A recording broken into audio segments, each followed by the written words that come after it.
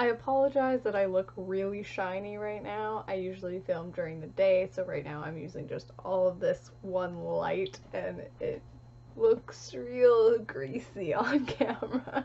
Anyways, hello YouTube, my name is Marie, and today let's talk about the first 6 episodes in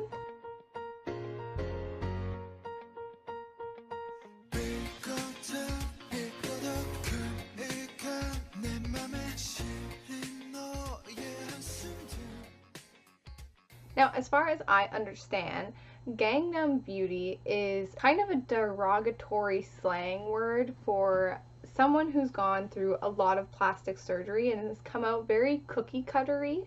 So just by that, now that you understand the title a little bit more, you should kind of be able to guess what this show is about, but I'll give you a synopsis anyways. Now, before entering university, our female lead gets extensive plastic surgery in the hopes that this new face, a beautiful yet obviously manufactured face, will restart her life a little bit and move away from the intense bullying of her youth. However, she quickly learns that this new face of hers brings with it its own set of challenges. This show has an agenda, and while I wholeheartedly agree with its agenda to show that you shouldn't judge people solely based off of appearances, as a form of entertainment, that sentiment becomes really grating as the show goes on because that theme takes up the vast majority of your screen time. And personally, I don't think that the writers are being at all original or creative in the presentation of these lessons. I would really love to say that this is a show about modern day beauty standards in Korea and the massive plastic surgery industry. What you get is predictable scenarios that focus on those micro level interactions between individuals. Another problem that I'm having with this show is that it's fostering a girls versus guys atmosphere, and those always just make me cringe inside. In this case, it's presenting the guys as loudly objectifying the girls. And yes, I know that guys can be pig-headed and insensitive, but girls and women can be just as bad or worse, in my opinion, as, you know, we can get into that really nasty habit of being hypercritical of each other. Now, I only noticed this, I guess, tone of the show around episode 5 and 6, so I hope going forward the writers make it a little bit more balanced as to who's being vocal in their objectification of each other, if that makes any sense, just to make it a little bit more true to life. But perhaps this representation is more true to the Korean experience than my experience, which in that case I can't really complain, can I? So I have one more negative before I'll talk about the positives.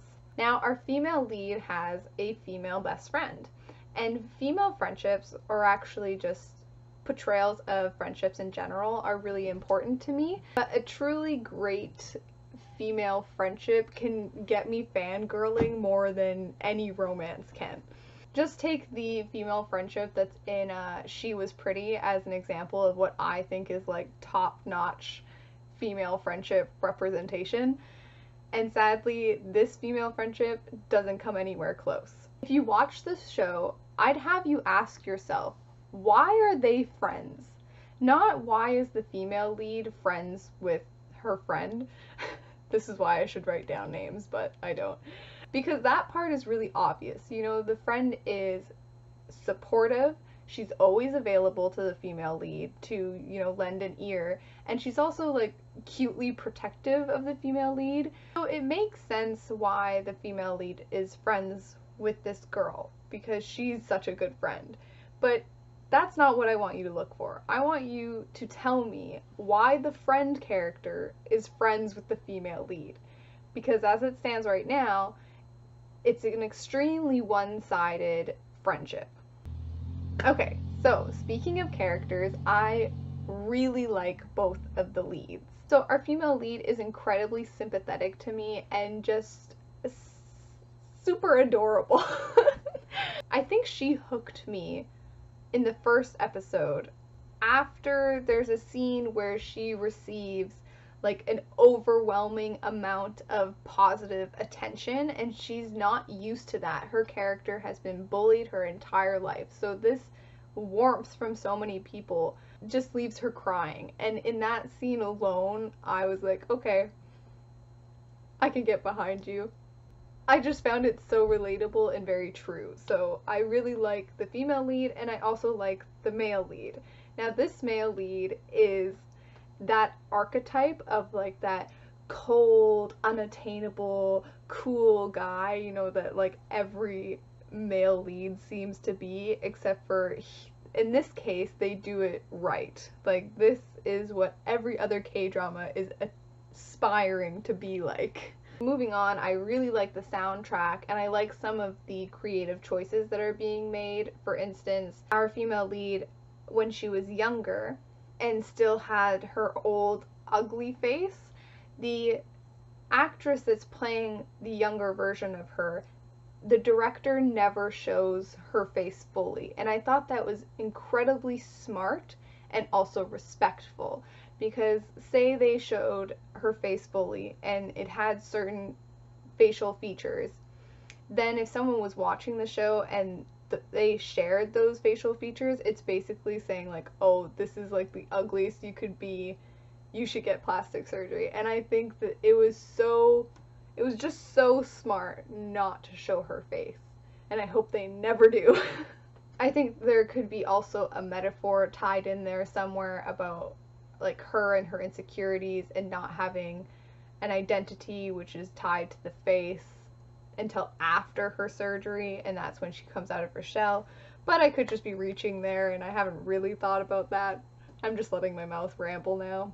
I think I probably made it sound like I disliked this show more than I actually did. Like, whenever I put on an episode, I did enjoy myself watching it. If the premise appeals to you, I'd give it a chance. But if the social warrior culture irritates you in the slightest, I would stay clear of this show like it's the plague, because even I am starting to feel a little bit reached at almost. It needs to tone it down a little bit going forward, or else it's going to lose me. And I agree with the message, so yeah.